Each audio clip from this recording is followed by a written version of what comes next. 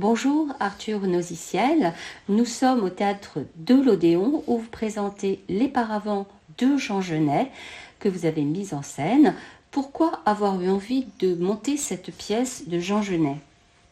Alors, ça faisait longtemps que j'y pensais, depuis que j'avais mis en scène Splendide, qui était un autre de ses textes, une pièce assez mystérieuse, rarement jouée, une pièce dont il avait fait croire à la destruction. Puis, en fait, on a retrouvé dans le coffre de son éditeur, on a retrouvé un exemplaire. Et donc en 2015, j'ai créé Splendide, ce que j'avais eu envie de monter, en partie pour des acteurs américains qui j'avais l'habitude de travailler, et Xavier Gallet. Donc, le spectacle était en anglais. Et avec donc, 7 acteurs américains, Xavier Gallet, la voix de Jeanne Moreau. Donc, je crois que ça avait été le dernier travail artistique. Et puis, cette entrée en fait dans l'écriture de Genet a été très importante. C'est-à-dire, je trouvais chez cet auteur euh, comme un frère de théâtre, c'est-à-dire quelqu'un qui finalement envisage le théâtre un peu comme je pourrais l'envisager, c'est-à-dire un lieu secret, intime, euh, et, et où se joue quelque chose que seul le théâtre peut permettre, qui est de nous mettre en relation avec cet espace étrange entre les morts et les vivants.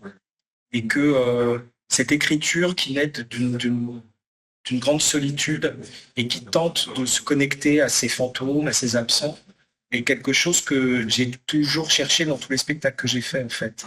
Donc c'est comme si je rencontrais un peu euh, l'auteur de prédilection pour y déployer aussi les formes que j'avais envie de déployer, sachant que Genet n'écrit pas des histoires, mais des rituels.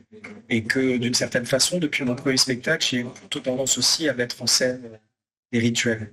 Euh, Ce que je trouvais très beau dans les paravents, c'était cette façon d'être politique en étant poétique, et puis de se situer en dehors de toute morale.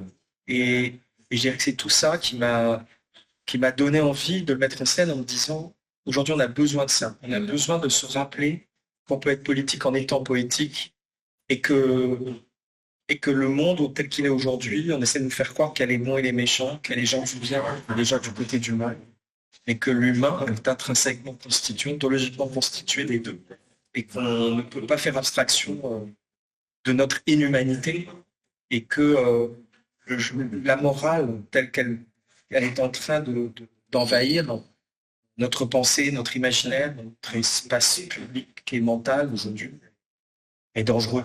Et, euh, et donc je trouvais que les paravents étaient comme un manifeste un petit peu. Et alors après, j'ai toujours besoin d'un déclencheur, quelque chose qui, au-delà de se dire, tiens, c'est pertinent, il faut qu'à un moment ça devienne nécessaire. Il faut qu'il y ait quelque chose qui fait que, oui, on se dit c'est le moment. Et ça a été la proposition que l'Odéon a faite de 50 ans presque, 50 ans. ouais, de créer quelque chose. Et voilà, Didier Juillard, Stéphane Braunschweig, est-ce qu'il y a un projet auquel tu travailles en ce moment? Et je leur ai dit, bah, si vous êtes d'accord, moi, ce qui m'intéresserait à l'Odéon, en tout cas, c'est de créer à nouveau les paravents. Et, euh, et de voir, plus de 60 ans plus tard, une fois le scandale derrière nous, ce que la pièce peut en dire, à la fois sur nous, à la fois sur notre époque, et puis surtout sur un des auteurs les plus poétiques et les plus extraordinaires du XXe siècle. Donc voilà, je dirais que c'est vraiment l'idée de l'Odéon. Puis après, c'est vrai que alors c'est vrai aussi que il y a eu le confinement, que juste après, je relisais la pièce à ce moment-là et que je trouvais que c'était beau de penser aussi une pièce avec autant de monde alors qu'on ne savait pas comment on ferait du théâtre après. C'était important de travailler sur la beauté qui est un des thèmes de la pièce, que c'est important de ramener, alors qu'on est vraiment, je trouve, assez de commentaires avec un appauvrissement de la langue, des mots qui perdent complètement leur sens à force d'être répétés. On a besoin de retrouver une langue. Et jeunesse est une langue. Et, euh, et tout ça fait que je me suis dit, voilà, c'est le moment. Et puis alors, vraiment, le hasard, qui n'en est peut-être pas un, mais voilà, la chose comme ça qui a été vraiment incroyable, c'est de retomber par hasard sur des lettres que mon cousin qui était appelé jeune militaire pendant la guerre d'Algérie. Ces lettres qu'il avait écrites à ses parents. Et donc, exactement dans cette période-là, de tomber par hasard sur ces lettres et de découvrir cet aspect de son histoire et notre histoire familiale que je connaissais pas. Je me suis dit, bah voilà, ça c'est un signe, c'est le signe. Et c'est vrai que toute la première partie de la pièce, enfin du spectacle, s'éjeunait, et la deuxième partie finalement revient au réel, quelque part, avec cette caméra qui va filmer cet homme dans cette bibliothèque, dans un lieu très intime, avec des photos de famille juste derrière, qui ancre vraiment ça dans votre réalité familiale et qui va témoigner avec la caméra qui suit ses mains, qui suit son regard et qui laisse passer finalement le témoignage de l'horreur. J'ai beaucoup Il hésité. a vu. Alors oui, alors ce qui est intéressant dans ces lettres, il y a deux choses qui sont intéressantes. La première, c'est qu'il est étudiant en médecine et que donc de la place où il est un témoin privilégié de ce qui se passe et à tous les niveaux. C'est-à-dire qu'il est en contact avec les officiers comme avec les appelés. À la fois, il part en mission, mais il n'est pas exposé puisqu'il n'est pas au premier rang, donc il reste à l'arrière. Mais aussi avec les nomades, mais aussi avec les bédouins, mais aussi dans les villages, mais aussi dans les bordels militaires. Donc en fait, il a une vision à 360 degrés du conflit. Et alors ça, c'est assez beau dans les lettres parce que effectivement, il embrasse une situation dans toute sa complexité. Et puis parce qu'il écrit à ses parents, il ne faut pas les inquiéter. Donc, en fait, ces lettres sont très en deçà, euh, sont très en deçà de ce qu'il a vu. Alors après, il a rajouté lui plus tard des notes où il précise et où il dit voilà, là j'ai pas tout dit, mais en fait, il y a eu auparavant 40. Voilà, il est beaucoup plus violent en fait, dans sa description de ce qu'il a vu. Mais là, dans ses lettres, alors il est comme à distance. Et puis, il les avait pas relues. Et donc, je trouvais que ce qui avait d'intéressant là, c'était peut-être de le mettre dans cette situation de redécouvrir ces lettres qu'il avait écrites il y a 70 ans. Et, et c'est ça qu'on a filmé, c'est-à-dire plus que le témoignage de l'horreur, c'était de le voir redécouvrir et comme réaliser en fait ce qu'il avait traversé. Alors pour rien de vous cacher, j'ai attendu vraiment peut-être 1 ou 2 jours avant la première avant d'intégrer ces images dans le spectacle. Je l'ai fait très tard. J'ai vraiment hésité parce que je suis pas quelqu'un de didactique, je n'aime pas ça. Je n'aime pas quand le théâtre est une leçon, quand on nous fait la morale, quand c'est l'école, enfin voilà. Même si je respecte beaucoup l'école, mais le théâtre, c'est un autre espace, pour moi beaucoup plus mystérieux, plus sensible, plus spirituel. Euh, et je pense pas que ce soit là que... Voilà, j'ai pas envie d'être didactique. Alors après, je trouvais que c'était important de tenir cet endroit poétique de Genet, cette rêverie, cette méditation, comme il le dit lui-même, sur la gare d'Alger. Mais il y a eu plusieurs choses qui m'ont convaincu en fait, d'amener ces textes dans le projet. D'une part, c'est de me rendre compte que même finalement, à l'intérieur de notre équipe, ben, il y en avait quand même pas mal qui avaient très peu de choses sur la guerre d'Algérie, qui savaient assez peu de choses. Et je vois autour de moi, sous une cinquantaine d'années, les gens, finalement, savent très peu de choses sur la guerre d'Algérie. Et que ma génération, en fait, a été éduquée avec l'idée qu'un jour, on ouvrirait les dossiers. J'entendais beaucoup ça quand j'étais adolescent. On va ouvrir les dossiers de la guerre d'Algérie. Là, c'est trop tôt. En fait, on les a vraiment jamais ouverts, ou alors on en a très peu entendu parler. Et j'ai l'impression qu'on est passé du déni à l'amnésie. Et ça me fait peur, en fait. Je pense que c'est très dur de construire un monde qui serait un monde juste si on ne connaît pas son histoire. Et donc, j'ai l'air d'enfoncer une porte ouverte, mais là, ce qui est en train de se passer, c'est exactement le résultat de ça. C'est-à-dire, je fais une parenthèse, mais qu'autant de jeunes votent pour un parti d'extrême droite, c'est parce qu'on en arrive à un moment de l'histoire où les jeunes gens n'ont connu de près dans leur famille ou autour d'eux, n'ont connu personne ayant connu une guerre ou ayant connu le fascisme. Et donc, oui, le fascisme devient une abstraction.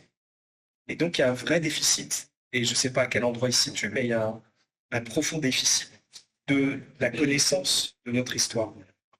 et la guerre d'Algérie en particulier. Alors il y a eu ça, et puis il y a eu aussi que pendant les répétitions au mois de juillet, on travaillait sur des archives, et puis qu'il y a eu le du jeune Ney, et, et là, d'un seul coup, dans l'embrasement des banlieues, vous voyez à la télévision, les images qu'on pouvait voir, et on voyait les mêmes sur nos archives en noir et blanc de 1961. Et je me suis dit, c'est difficile aujourd'hui de faire l'impasse sur cette réalité-là, c'est-à-dire de rappeler à des gens, peut-être que des gens vont découvrir le spectacle avec très peu de connaissances sur la guerre d'Algérie. Alors, c'est pas mon spectacle qui va leur donner ces connaissances, mais peut-être qu'on peut leur rappeler que ce poème immense s'ancre quand même dans une réalité, dans quelque chose qui fait partie de notre histoire collective, et de les encourager à aller chercher un petit peu ce côté-là. Alors, alors, on a vu quelques images noir et blanc qui sont projetées à des moments qui évoquent, exactement, ouais, qui vont évoquer les soulèvements, qui vont ramener ces figures d'Algériens et d'Algériennes prises dans le conflit et dont les visages qui s'impriment comme ça sur l'escalier rappellent peut-être celles et ceux qui sont peut-être sous cet escalier qui tombent comme un mausolée à la mémoire de tous les disparus dans l'horreur de cette guerre. Donc, c'est faire apparaître à la surface, voilà. Faire remonter comme ça des bouffées de notre histoire. Et ces lettres, je me suis dit, peut-être que on va privilégier ces silences, pas forcément ce qu'il dit, mais aussi ces silences, aussi ces regards. Et puis on va l'installer dans un moment particulier du spectacle, et entre l'entracte et la reprise du spectacle. Donc, comme dit Leïla à un moment, dans une vague de creux du temps. Et c'est dans ce creux du temps qui se situe entre l'entracte et la reprise de la pièce qu'on a mis comme un temps replié, ce moment du témoignage d'un homme aujourd'hui, 94 ans, qui lit les lettres qu'il avait écrites il y a 70 ans.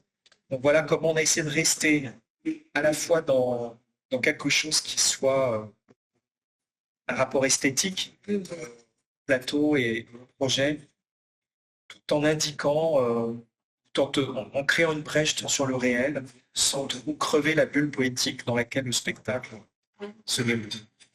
Et parce que le reste, en fait, je trouve que votre mise en scène, justement, concourt à tout déréaliser, aussi bien dans la gestuelle des acteurs.